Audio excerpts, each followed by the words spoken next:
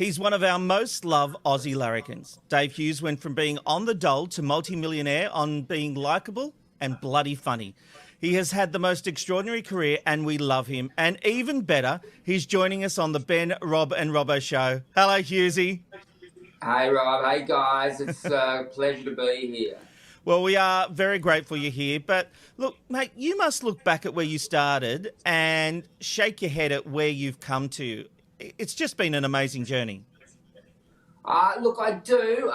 Yeah, I mean, I was on the dole for 7 years. So when in these days where half the country's on the dole feeling bad about themselves, I am out there saying, guys, don't worry about being on the dole. I was there for 7 years. So it's there's no shame in it. But But we are made to feel like it's shameful being on the dole, especially in these times. Yeah, well, it's not. I mean, I treated it like the government believed in me, and they knew that I had a future, and they were willing to invest in me, so to keep me going, so they would get their payoff eventually. And every 3 months, when my accountant tells me how much tax I've got to pay, I think the government should think, they made a good investment by keeping me alive back in the day. I like that. Now, look, I remember seeing you at the Melbourne Town Hall in those early days of the Melbourne International Comedy Festival. My wife Amanda and I would go down. You weren't doing the huge rooms back then. It was the smaller rooms where your comedy was mainly focused on your time in the dole. How has your comedy progressed since then? I always try to keep it where I'm at in life. So yeah, I remember back in those days when my first stand-up spot on TV was on Hey Hey It's Saturday back in the day, and I did a routine about being on the dole then, and I was known for it. I actually had mates of mine say, I think they were slightly jealous, but they said, what about if you get rich and famous, you won't be able to talk about being on the dole? I was like, I'll cross that bridge when I come to it. So, tough problem, isn't it, to have? It's a tough problem. Now I do jokes about buying a $3 million house on the block, and and I still think it's relatable.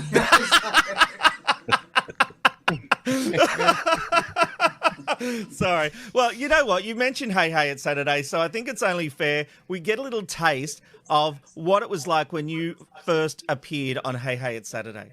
David Hughes. I love the hair. Susan Boyle, your cutter. Hello everyone, how are we going? Yeah, great. Having a good time? Yeah, all right. Now, you're all wondering about me, you're all interested in what I've been up to in my life, and that's fair enough, I don't blame you.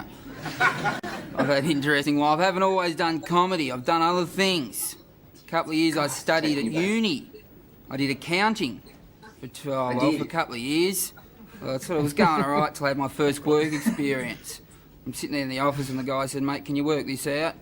I said, mate, why don't you work it out? I can't remember that joke. I mean, I don't reckon that was my first ever time, one of my first ever times, but the nerves back then when I used to go on that show were just, I was a kid from the country, and that was, for me, that was Hollywood going on a Hey It's Saturday, and to be, I actually auditioned to go on Red Faces twice, the talent show they used to do. And I got knocked back from doing Red Faces, So the second time I auditioned for Red Faces, this was before that stand-up appearance. The second time I auditioned for Red Faces, the guy who used to do the auditions was named a guy called Jack, and he wasn't even looking at me. He was looking down at his clipboard. Oh, that's never a good sign. It wasn't a good sign, and I said, mate, I actually said to him, can you look at me? Can you just watch me do this? And he basically said, no, I've seen enough. And I said, you haven't even given me a go. I'd actually bought some moccasins from the local op shop to try to give myself some character for this audition for Red Faces. But he actually, true story, got the security guard to walk me out of Channel 9 because he was worried that I was too aggressive. So it was like I was a nutter who he got walked out of the studio so that I didn't attack him. Oh, wow. Who's got the red face now? But well, you know what? The first time I actually got booked to do the show, not through Red Faces, which was obviously an amateur thing, I got booked as a professional comedian. I walked past him and he didn't even recognise me, so I didn't even have the moment, have that joyous moment of saying, "I bypassed you." Well, Hughesy, where's Jack now? Where's Jack now? Look, I don't know where Jack is. He was the Red Faces talent coordinator for a long time, so he actually did have a successful, thing, because I mean that was a big part of Hey Ad Saturday for probably 25 years. So he did okay. And we have actually made. Yeah, but whatever. Oh, okay, good, good. Now we've got to talk about your phenomenal radio career. You've had such amazing success, especially when you were teamed with Kate Langbroek. Tell us how that came about, because I love Kate and I love you together. How did it come about that you were on the radio together? I used to, around those times where that video you saw from Hey Ad Saturday, when I was on the dial, I used to phone into a community radio station in Melbourne called Triple R, which is still going, and doing a great job. It produced a lot of talent. And I used to phone in on a Friday morning. Another comedian called Dave O'Neill was on the show as well with Kate. They did a breakfast show on Triple R. And I used to phone in on a Friday morning. We sort of got to know each other through that. So, and then when Nova started in Melbourne, they called us up and said, do you want to start the breakfast show in there? So that was 2001. So yeah, and we've worked together ever since, basically, till she went to Italy, and we haven't worked together for a year while she was in Italy. And this year she's just not working on the radio. But yeah, so I've had a really long career with Kate. We're still texting. Right, she texted me last night, in fact. So, but there's so many. That was her. That's footage of her surprising me. We've been broadcasting with her in Italy and me in Australia, and I thought she was in Italy one day, and then I turned around, there she is. She'd flown back secretly. So yeah, it's been a long career full of mainly ups, and we've had some great fights over the years as well. But it's been a lot of joy in my relationship with Kate. Well, that's my next question to you, because it's almost like a husband and wife relationship there, isn't it? And is that what makes it successful? And also, Hughesy, tell us what the fights were about. Who won? Was it you? We had one fight, and I've talked about this before, but she'd gone on maternity leave, and she's had 4 kids, while we were doing the show, and that involved maternity leave, obviously, and fair enough. And she went on for maternity leave for, 3 months or whatever, maybe less. And the first day she got back, she just came in and just full of, more energy than probably she'd ever had, because she hadn't had the outlet. And I think after the show, I said, you just need to dial it back a bit, And she did not take kindly to that, and absolutely blew up, and didn't come to work for another 3 or 4 days. So it was No. Oh wow! Yeah, so have you pulled back from that kind of thing? You don't tell her that. Yeah, we haven't had a fight in years. In fact, it was similar probably to me and my wife, my actual wife, who we haven't fought for years either, really. So maybe you just give up eventually. Passion leaves, you just can't be bothered fighting, realise it gets you nowhere. I'm not sure, but So no, we haven't fought for years. Fair enough. Beautiful. Hey, Hughesy, one question I've got to ask is that it's hard when you transition to another partner. And what was it like when you had to go to Ed Cavalier when Kate left for Italy?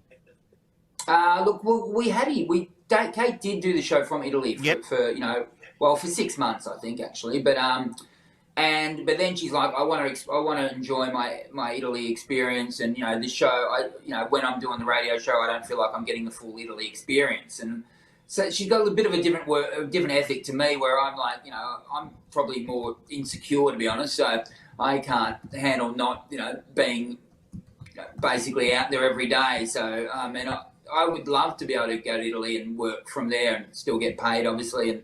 But anyway, and that's her. That's absolutely up to her, and money's not as important to her, and I appreciate that. And I wish I had that attitude, to be honest. But although she is coming back to Australia, so is she going to be reunited with you? Because the commentary from SEA at the time was always, Kate's going on a sabbatical. When she comes back, she will absolutely be back in the studio with you. Will Kate be resuming the chair next to you for 2021? Yeah, look, I would most likely, that's for everyone to work out. So, but yeah, so that's I can see that happening. So, but so hopefully. So, but yeah, and of course, no disrespect to, can I just quickly say, no disrespect to Ed Cavalier, but will you push Ed Cavalier in a ditch and run off with Kate Langbroek? No, having said all this, I've been loving working with Ed as well. So there's no, me and Ed are great friends too. So, and he's filled the breach beautifully. So Done a great job. Yeah, no, there's absolutely Ed is doing a great job, and I love working with Ed as well. So I've actually been really lucky that he's been able But to I think come even in Ed knew that Kate is your first radio love. You guys have done the show together in Breakfast, in Drive. You guys have been such a winning combination, and he knew what he was getting into. As soon as Kate wanted to come back, he knew that would be the way it is. So he would have surely no hard feelings about that. Yeah, absolutely. I mean, everyone's on the same page, so it's all good. So I don't know when Kate's going to come back, but I'd say she'll be back next year. So Awesome. Which will be great. So I mean, obviously Kate's a superstar who we love. Yes. Absolutely. I was just going to quickly say, it's not gay if it's in a three-way. So you could just all three of you get together.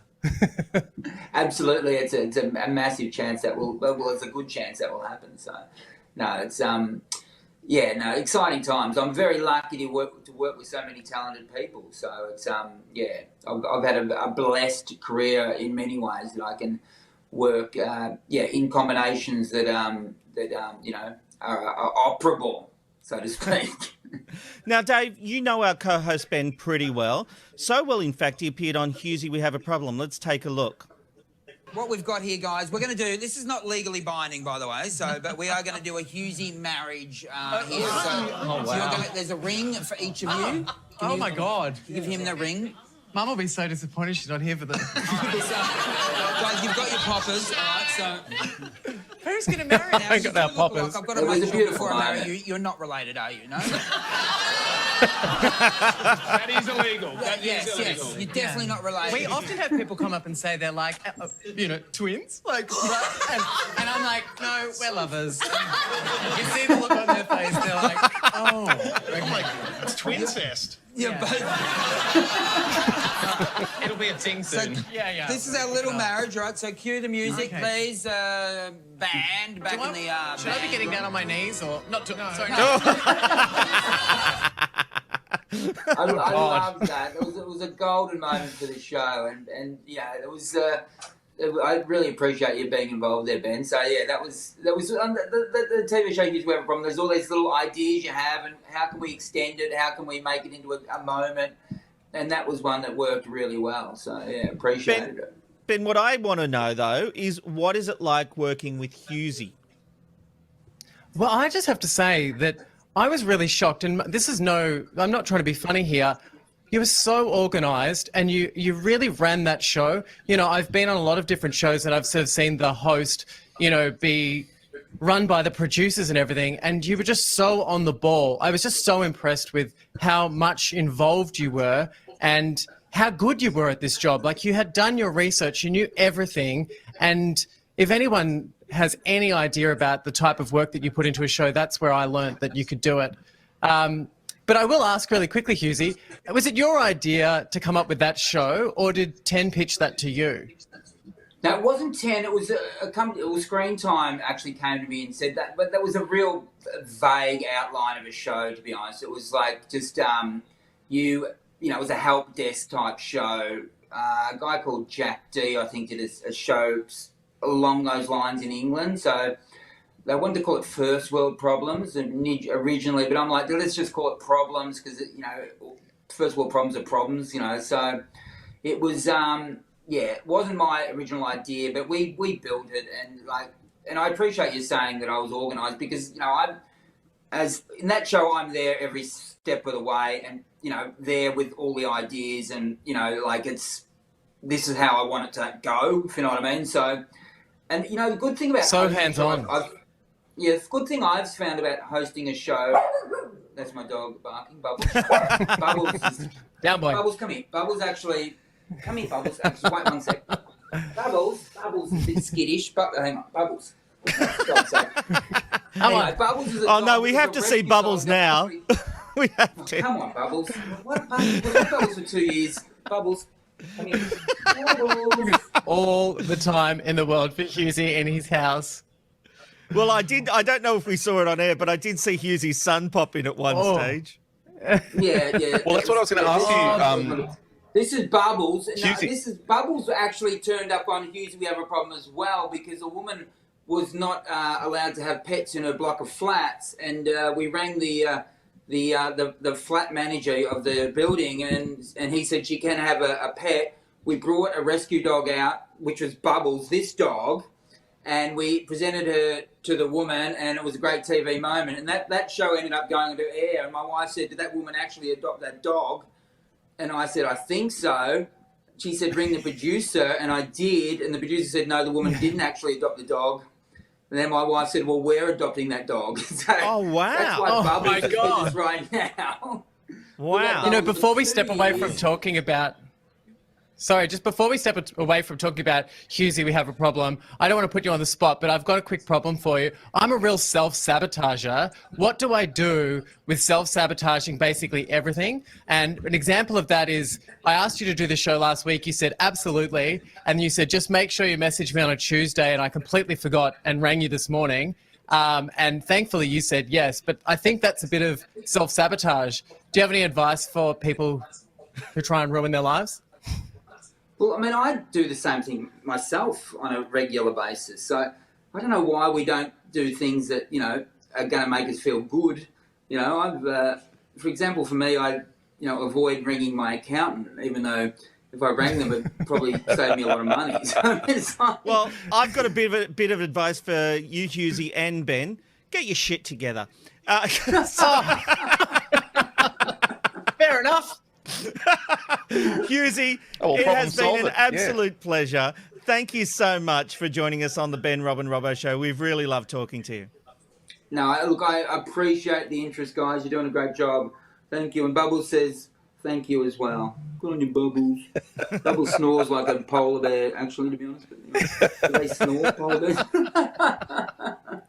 It's the Ben, Rob and Robbo, Ben, Rob and Robbo Show.